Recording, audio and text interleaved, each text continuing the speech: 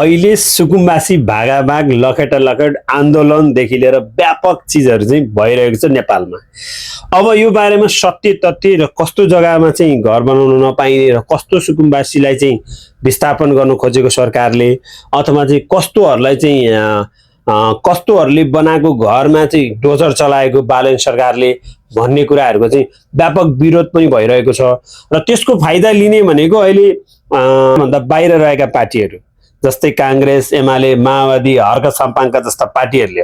किनभने अहिले विशेष गरेर राष्ट्रपाको नीति अनुसार चाहिँ कुनै पनि घरहरू मठ मन्दिरमा पर्ने अथवा चाहिँ सरकारी स्वामित्वमा पर्ने जस्तै फ्याक्ट्रीका वरिपरि पर्ने फ्याक्ट्रीका जग्गाहरूमा कांग्रेस, एमाले, माओवादीका सरकार हुँदाखेरि बेचेर चाहिँ व्यापक रूपमा भ्रष्टाचार गरेर चाहिँ तिनीहरूले चाहिँ 2 नम्बरी बाटोमा चाहिँ जस्तै अब 20 रोपनीको जग्गा थियो भने 19 रोपनी चाहिँ आफ्नो साथीभाइलाई बाँडेर बेचेर 1 रोपनीमा बनाएको फ्याक्ट्री जस्तै, त्यसै गरेर मठ मन्दिरमा, त्यसै गरेर सरकारी स्कुलहरूमा, त्यसै गरेर विशेष गरेर भन्नुपर्दा नदी नाला किनाराहरूको छेउछाउका जग्गा बेचेर त्यहाँ चाहिँ प्लटिङ गरेर घर बनाउन चाहिँ स्वीकृति दिएका त्यस्ता नमुनाहरूले चाहिँ त्यो कुकर्म गरेकै कारणले गर्दा चाहिँ अहिलेका जति पनि घरहरू भत्किएको छ, विशेष गरेर भन्नुपर्दा काठमाडौँ र यसैभरि यो चाहिँ राष्ट्रपाले यो चाहिँ अभियान चलाएको छ। तर तपाईँ यदि चाहिँ कुनै पनि ओइलानी जग्गामा हुनुहुन्छ, ओइलानी जग्गामा तपाईँहरूले चाहिँ वर्षौँदेखि चाहिँ पुर्खाले चाहिँ तपाईँहरूको पुर्खा हजुरबाउ जिजुबाउ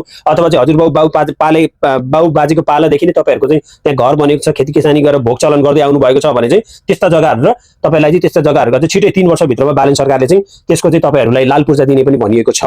र यसै सन्दर्भमा यदि त्यस्तो जग्गा चाहिँ तपाईँहरूको ओइलानीको जग्गा चाहिँ तपाईँहरू चाहिँ त्यो खोलाको डिलमा पर्दैन भने, साथसाथै स्कुलको वरिपरि पर्दैन, मन्दिर मठको वरिपरि पर्दैन, कल कारखानाको वरिपरि पर्दैन र रोड पनि पर्दैन भने चाहिँ तपाईँहरूलाई बल्ल चाहिँ तपाईँहरूलाई चाहिँ सरकारले चाहिँ सजिलै रूपमा चाहिँ तपाईँहरूलाई लाल पूर्जा पनि दिन्छ र त्यस्तो घर त्यस्तो छेउछाउमा बनाए त्यस्तो ठाउँमा बनाएको घरहरू भत्काउँदैनन् पनि है। यो कुरामा ढुक्क हुनुला। अहिले नेपाल सरकारभरि चाहिँ नेपाल सरकारको चाहिँ विरोध गरिरहेको छ। विशेष गरेर बालनको यो कदम चाहिँ उसको हिसाबले एकदमै ठिक छ र सुन्दर प्राकृतिक नेपाल, साथसाथै जो नक्सा जो इलिगल भएर यानी इलिगल तरिकाले अवैधानिक ढङ्गले चाहिँ घर बनाउँदै प्लटिङ गरेर बेचेर खाने ती भ्रष्ट कांग्रेस, एमाले, माओवादीका झोलेहरूले चाहिँ यो विरोध पनि गरेका छन् है। यिनीहरूले चाहिँ मान्छे नभएका भाका मान्छेहरू ल्याएर उदुम मचाएर उचालेर उठाएर गरिरहेका छन्। यो कुरा चाहिँ यसमा चाहिँ हामी सबैले चाहिँ एकदम सचेत हुनु नै पर्छ है।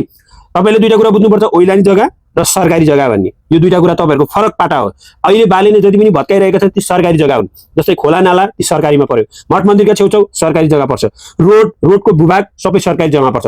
ओइलानी जग्गा भनेको वर्षौँदेखि 35-40 वर्षदेखि तपाईँहरूको पुर्खाले नै कहीँबाट झरेर फाँडेर बसेर त्यो पनि रोड छेउ नदी नाला केही पनि छैन त्यस्ता ठाउँलाई चाहिँ तपाईँहरूले ओइलानी जग्गा भनेर बुझ्न सक्नुहुन्छ।